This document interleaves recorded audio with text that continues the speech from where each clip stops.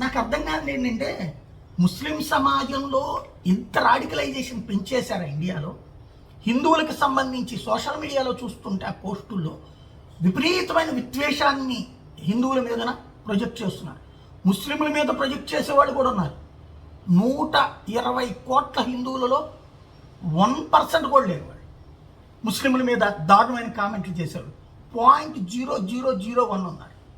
అదే సందర్భంలో హిందువుల మీద దారుణమైనటువంటి పోస్టులు పెడుతున్నటువంటి వాళ్ళలో ఈ సోషల్ మీడియా పోస్టులో చూస్తుంటే 100కి 20% మంది, ఒక 10% మంది సాఫ్ట్ అటాక్ చేస్తున్నారు, 10% మంది హార్డ్ అటాక్ చేస్తున్నారు. చివరికి గుజరాత్లో చంపాలనుకున్నది ముస్లింని, చంపాలనుకున్నవాడు కూడా ముస్లిమే. మరి దాని మీద ఎందుకు ఖండించరు, ఎందుకు తప్పు పట్టరు? 15,000 మంది ప్రాణాలు తీయడానికి వాడు అంత అరాచకానికి ప్రిపేర్ అయ్యాడంటే ఏంటి వాడి ఇంటెన్షను?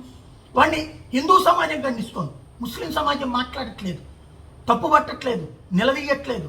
ఎందుకు ఇది? ఏ విధమైనటువంటి పరిస్థితులు తీసుకువెళ్తున్నాం మనం? సమాజంలో ఎవరు తప్పు చేసినా, అది హిందువు తప్పు చేసినా సరే, ముస్లిం తప్పు చేసినా సరే, క్రైస్తవుడు తప్పు చేసినా సరే, తప్పుని తప్పనాల. కానీ తప్పుని కవర్ చేసే తిప్పలు పెరిగిపోతున్నాయి. పైగా తప్పుని సమర్థించుకొచ్చేటటువంటి వాళ్ళ సంఖ్య పెరిగిపోతుంది.